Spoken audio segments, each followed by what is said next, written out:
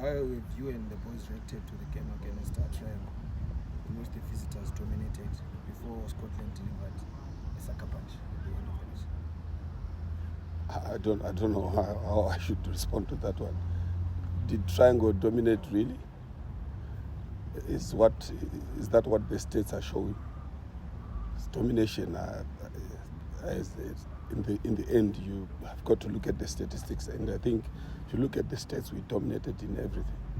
Statistics are there. If you go on our page, the evidence is there. So I think it was just the excitement from the crowd. They expected a different result from the one that came out on the day. But I think the best team on the day won. That's all I can say. I don't know the domination that you're talking about. In any case, I would not really want to comment about that game. Can we focus on the next game that is coming? With regards to the game against Cape United, on paper, this is probably the headline match of the weekend in the league. And how has been the build-up towards the match for you? This is the beginning of the league. I think this is Matchday 2. And if you ask me, football hasn't really started. So I don't know where the excitement, where the noise is coming from. And in any case, I don't know if this really is the headline match of the weekend. Why not Dynamo and Herenthouse? Why Scotland and Cape United FC? I mean, to us, it's just a normal fixture. In fact, we are playing against a big team with a lot of history. Scotland played its first match on last weekend, meaning that they are the youngest in the league. If you want to compare all the teams that is in the league, I think the issue here is about the investment that Scotland FC or the owner of the team has put into the team. Yes, good investment was made, but does that make Scotland a big team? It's a question for another day, but Scotland is a very small team in the league, a team that brought quite a number of stars to start their campaign on a very strong footing. And if you ask me, we did that last weekend. What we wanted was a good result. We got 3 points and we move on. So we are looking forward to the next game against Cape United. Yes, Cape United is a big team with a huge history. But we are taking it step by step. This is our second match in the league, and we are so excited to play that match. We saw some positives in our last match, and we hope to take those positives into this coming game. In fact, we were not in the best physical condition when we played last week. That's why it looked like, or it seemed as if Triangle really dominated that match. Came in on Monday, played the match on Friday. But apart from that, with the photo shoot on Tuesday, then we had the function that we had to attend on Wednesday, which we left around midnight. So if you put all those things into perspective, the boys didn't have enough time to recover from the trip that we took to Zambia. And in Zambia, if you recall, we played 5 matches there in our preparations. And in those 5 matches, we played Napsa Stars on a Tuesday, and then we played Nkwazi FC on a Wednesday. So those were 2 games in 2 days.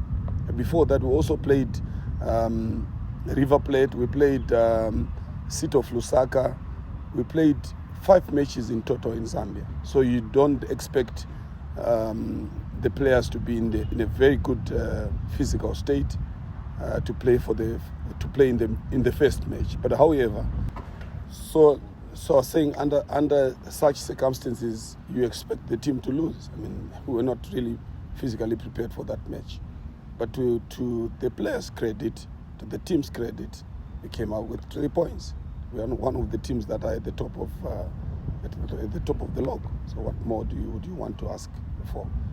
So I must say that the coming game, this week, we have really managed the recovery of the team, and I'm sure people will then start to see on Sunday, that is a glimpse of the real Scotland FC for this season. So yeah, that's why I said I wouldn't really want to talk about the last game because of the circumstances that surrounded that match. But really, let's wait for Sunday and see what Sunday will give us. Any changes to the squad that played last week? Yeah, I think Kama Billiard was missing. He hasn't been too well, but I'm glad that he's back. He's been training with the team, and he's also a strong contender for a place in the team on Sunday. And then we also have Mtokozi Simsebe, who was injured. He's also back in training. Marvelous Chikumira is also back in training. In fact, the only casualty that is left now is Kingsley Mureremba, whom we expect to be back in a few weeks' time. He has started light training. We are monitoring his progress. Hopefully he can recover in time to join his teammates for the campaign that we have started. So yeah, we're so excited that almost everyone is back now, and we are spoiled for choice in terms of team selection. You had a healthy preseason period. Would you say there are still grey areas we need sorting out so that the nation can gel? I think what we must understand as a nation is that there are right things that must be done. We all know football. We understand football. Most of us understand football. You've got to have a good preseason. In fact, before you have a preseason, you've got to invest in the playing personnel. After that, you then have to have a very good preseason, which I think we had. But I think we should distinguish something here. Doing the right things and cutting corners. I think Scotland FC, to be quite honest and frank with you, has done the right things. But football, being football, after doing the right things, you may not get the results. That is what football is all about. It's just unfortunate that in Zimbabwe the resources are very hard to come by. But what Scotland has done is what all the other teams wish to do. In fact, it is the right thing to do.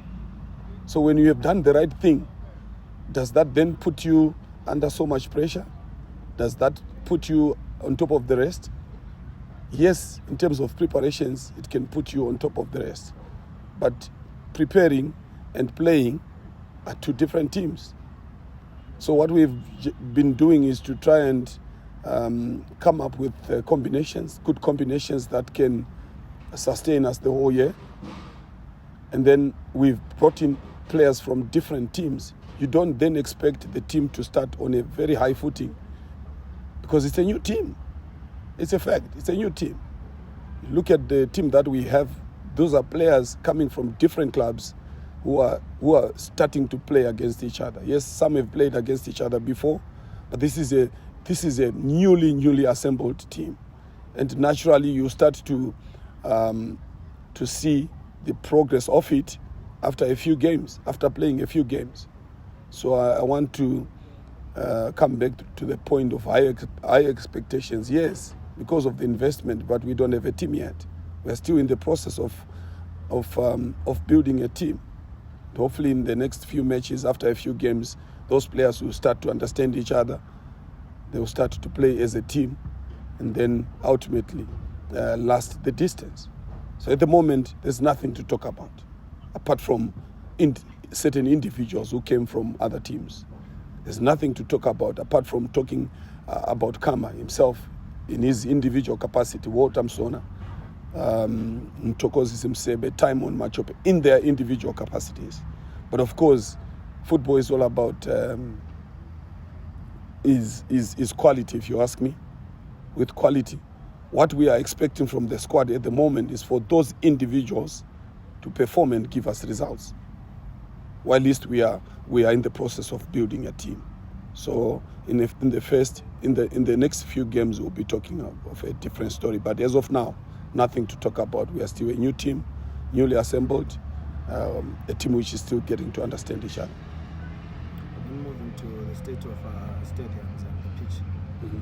Do you think Rufaro Stadium will manage to host as many games week in, week out? I don't think that is for me to comment. That's what is there, and we have to live with it.